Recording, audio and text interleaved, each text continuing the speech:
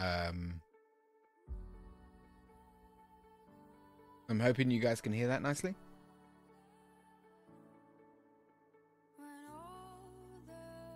Hoping, yeah. Can you guys hear that? Yeah, no. Thank you. Right. Woo.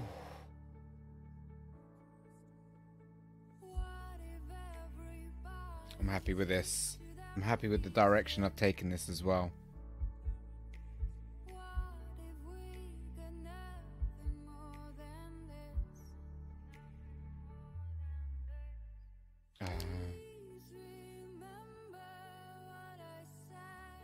Save call.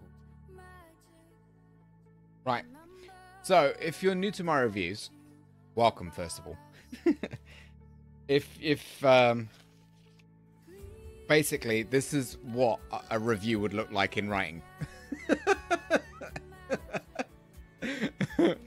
So if you're looking for a lot of breakdowns on what I've done, then you know this is what you'd expect out of my reviews.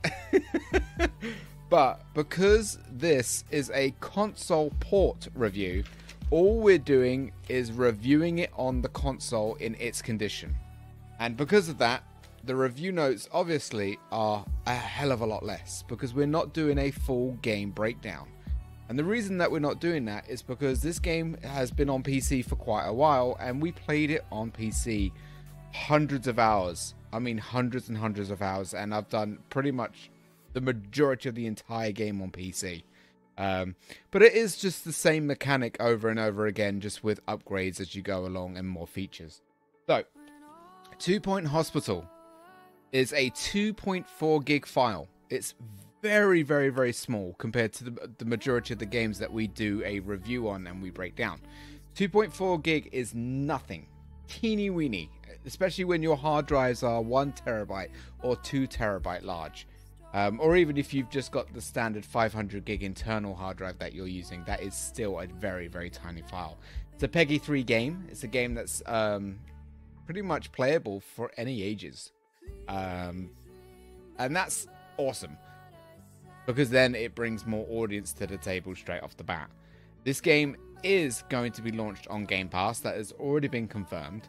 So if you are not happy paying the $34.99, which I can tell you right now is well worth the game itself, it is 100%. But if you don't want to pay the $34.99, then you can pick the product up on Game Pass. The reason I say consider buying it though is because games don't last on Game Pass forever. They do get taken off at times, and you know when that happens, you may get the urge to play it and you can't play it because it's no longer on the pass, so you're gonna have to pick it up separately. Now, I don't know what PlayStation are doing, and I don't think Nintendo are going to be doing anything special anyway, but this game, 2 Point Hospital, is now available across all platforms from the 25th onwards, so basically Monday the 25th of February. I managed to have it 3 days prior because they offered me a review code so I can do a review breakdown on the console port for you guys, which is absolutely just thank you, Sega, for allowing me to do that if you ever get to watch this video. So this is just a console port. What we're looking at is basically, does the game run efficiently on console just like it does on the PC? And in terms of smoothness in the game itself, it runs absolutely spot on for me. There are career goals just like there is on PC, and there are even console achievements as well for anyone that wants to go out and farm for all the achievements because they're achievement hunters. We unlocked, if I had a quick look, in the 30-ish hours of playing the Xbox port, I unlocked 11 achievements. Now the Xbox says that achievements are not supported by this title yet, and that's probably because the game's not actually officially launched yet. So I look forward to going through through the achievement list because I like to hunt down achievements. I'm not gonna lie, I do. One thing I would like to have, if it's something that they can put in, is just another level of zoom out before you go into map mode. I feel that the default level of zoom out that you can go to before it goes into a sky view is just a little bit too close. But that's me just being nitpicky. That's all. That's me being nitpicky. They've mapped the controller buttons for Xbox very, very, very well. It only, I'll be honest, it only took me a couple of hours to master the controls. And I'm used to obviously playing this game on keyboard and mouse. So with an Xbox controller, 2 Point Hospital works very, very, very well. And I felt comfortable with the game. Obviously, I do push buttons wrong every now and again. We all do that. It's just the way it is. But the mapping works extremely well on Xbox, and I didn't have any issues with it whatsoever. We did encounter a few minor bugs within the game. The room experience, when you build a room, you can see the level go up. So when you build a basic room, you'll probably end up having it as a level 2 room. And then the more items that you put into that room, the more you can prestige that room and make it even fancier in terms of looks and level. And we noticed a lot of the time that that bar would stop. Even though you're adding items to that room, that bar would not move up anymore. And the only way that we found to fix that was to close the game down and reload the game again. This isn't really game breaking, because when you max out the room, a white text flashes up saying that it's reached the next level anyway. So you can always you can always add items to that room until it pops up on screen that you've leveled it up. But I'm sure that they can fix that with just a simple patch. That's all it's going to take. We also noticed another bug when going through the list of staff. I did this yesterday. I selected a janitor in that list, and it portaled me over to a doctor. And I was like, wait, that's not right. I want to pick this janitor up, and it kept putting me to a doctor. And we tried it with multiple people, and the game for some reason kept mapping us to the wrong person. But when we went to the individual list of all the doctors, those lists worked absolutely fine. It's just that when you've got all the staff in one big list, I found on multiple occasions that the game would trigger me to the wrong person when I'm trying to select a certain individual.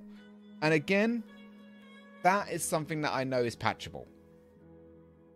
I don't know how long it will take for them to patch it, but we need that patched ASAP if possible, alongside the EXP bar as well. That's definitely a bug. Now, we've had the game crash once in around 30 hours of gameplay, and something that's quite major, and again, I hope they get this patched as soon as possible. The game crashed during saving. And the game always warns you, do not turn the game off when it's saving, because it's backing up the game data. Now, the game will default save itself every hospital year. So from January to December, once it finishes December, the game will auto save before it gives you your rewards for that year. And that's when it crashed for us. I would highly suggest turning auto save off, so it never has to, so you are in full control of when the game saves. So when it does the awards, you can save after and hopefully not cause a conflict where it then crashes. With a game like this that you know, deals in statistics, payroll, employee, moral support and all that jazz, I would suggest saving as often as you can. But I've triggered it to save when I want it to. And when I go from one hospital to another, you know, again, I've made it so I am in control of that save. Now, I don't want to leave the review there, because that's pretty much all I've got to talk about in terms of the porting of the game from PC to Xbox.